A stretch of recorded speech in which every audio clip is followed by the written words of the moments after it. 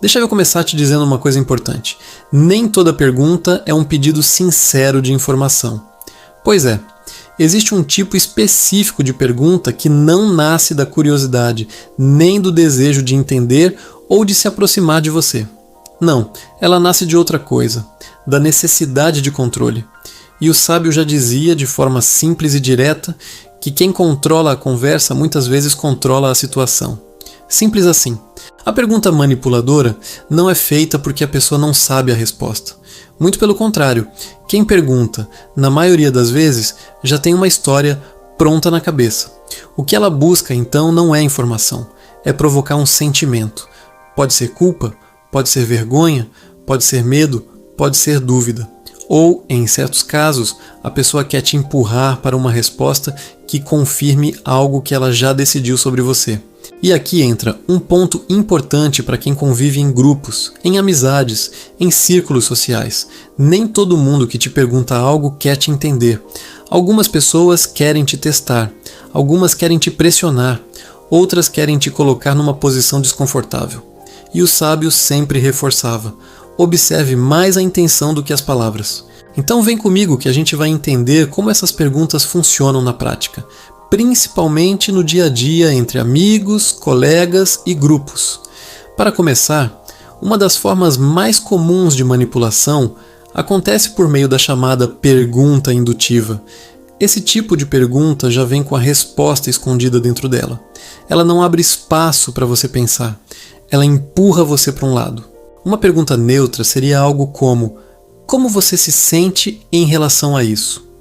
Agora, uma pergunta indutiva muda completamente o jogo. Você não acha que está sendo egoísta nessa situação? Percebe a diferença? Na segunda, você já entra na conversa como alguém que precisa se defender. Você já começa em desvantagem. Você não está mais falando do que sente. Você está tentando provar que não é aquilo que a pessoa insinuou. Isso acontece muito entre jovens. Imagina um grupo de amigos planejando sair. Você decide não ir.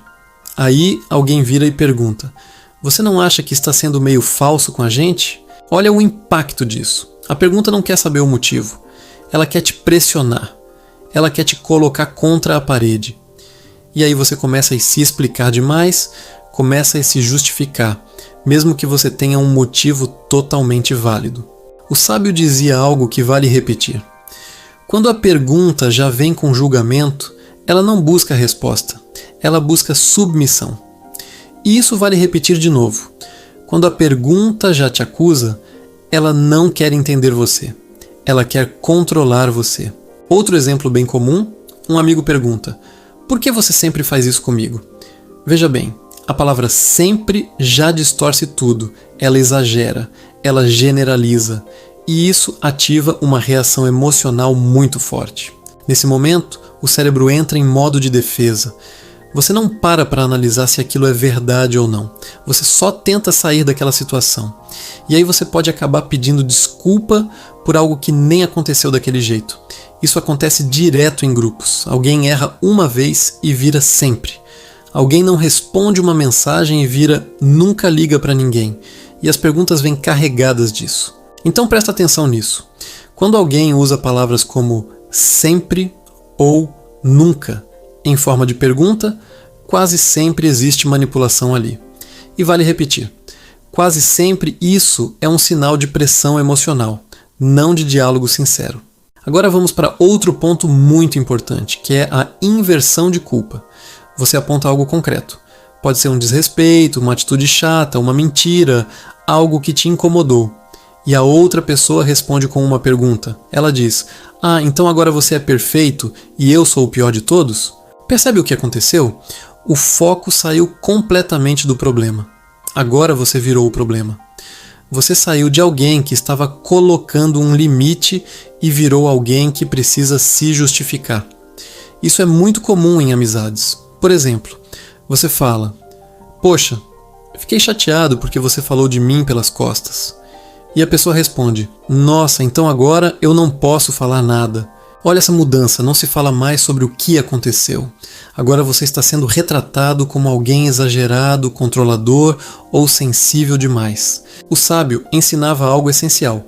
Quando alguém transforma sua reclamação em ataque contra você, não é confusão, é estratégia. E vale repetir isso de outro jeito. Quando a pessoa foge do assunto e te coloca como culpado, ela não quer resolver, ela quer escapar. Mais um exemplo prático. Você diz: "Não gostei da forma como você falou comigo na frente dos outros." E a pessoa responde: "Então quer dizer que eu tenho que pisar em ovos com você agora?" De novo você vira o problema. E aí, muitas vezes, para evitar conflito, você recua, você diz: "Não, não é isso." E pronto, o assunto morreu. E o comportamento continua. Outro ponto muito importante é o falso dilema. Aqui a pessoa cria duas opções, como se só existissem essas duas. E geralmente as duas são ruins. Isso força você a escolher sob pressão.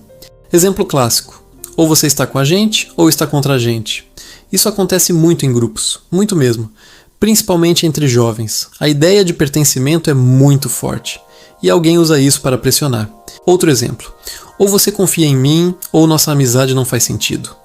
Percebe como isso é pesado?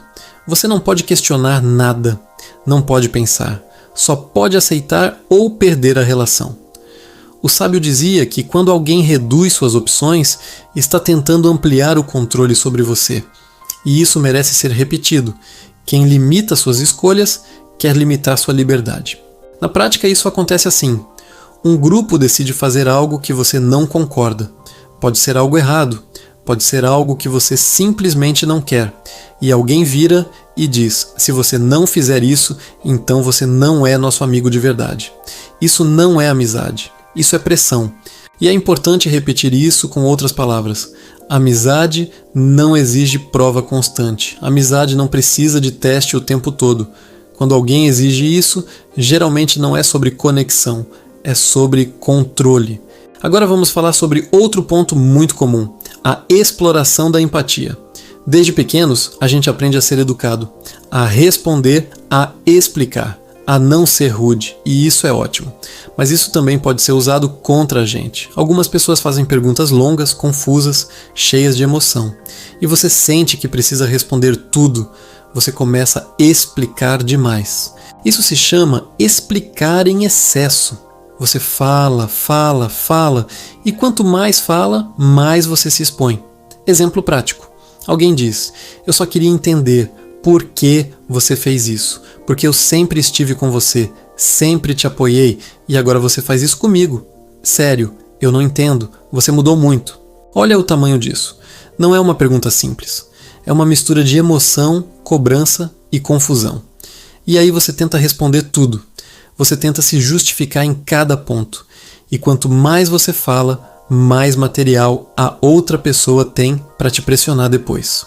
O sábio dizia algo muito direto: quem te faz falar demais, muitas vezes quer te desgastar, não te entender. E vale repetir, nem toda conversa longa é profunda, às vezes é só cansativa. Outro exemplo: você não quis sair em um dia.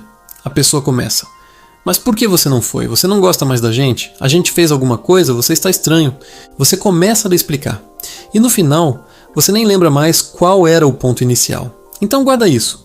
Se você sente que está explicando demais, talvez a conversa já saiu do lugar saudável. Agora vem talvez o ponto mais importante de todos. O corpo percebe antes da mente. Se uma pergunta te deixa desconfortável, confuso, culpado sem motivo claro, isso já é um sinal. Você não precisa ter uma análise perfeita na hora.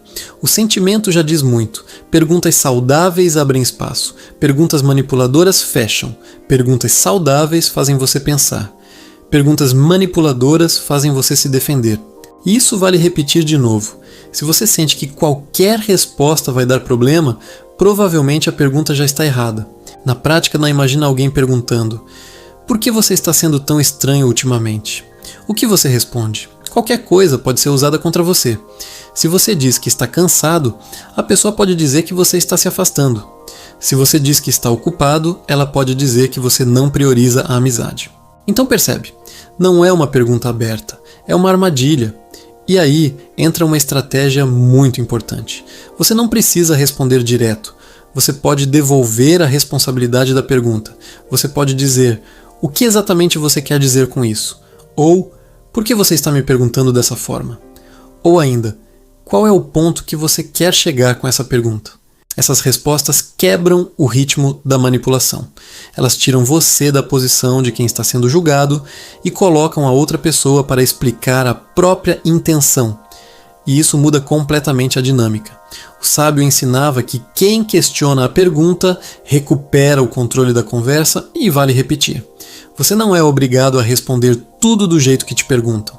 Outro exemplo prático. Alguém diz: "Você não acha que está sendo um péssimo amigo?" Você pode responder: "O que te fez pensar isso?" Pronto. Agora a pessoa precisa sair da acusação vaga e trazer algo concreto. E muitas vezes ela nem tem. Mais um exemplo.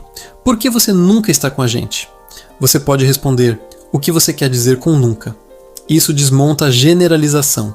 Agora, um ponto final para fechar. No fundo, tudo isso gira em torno de poder dentro das relações.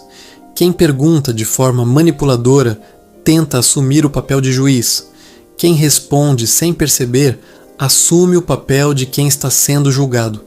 E isso acontece muito em grupos, principalmente quando existe pressão para se encaixar, para agradar, para não ser excluído. Mas o sábio sempre reforçava algo essencial. Relações saudáveis não precisam de controle constante. Relações saudáveis têm espaço para escolha. E vale repetir de outra forma: amizade de verdade não te prende, não te testa o tempo todo, não te faz sentir errado por ser você. Então, reconhecer essas perguntas não te torna frio, não te torna distante, não te torna alguém difícil.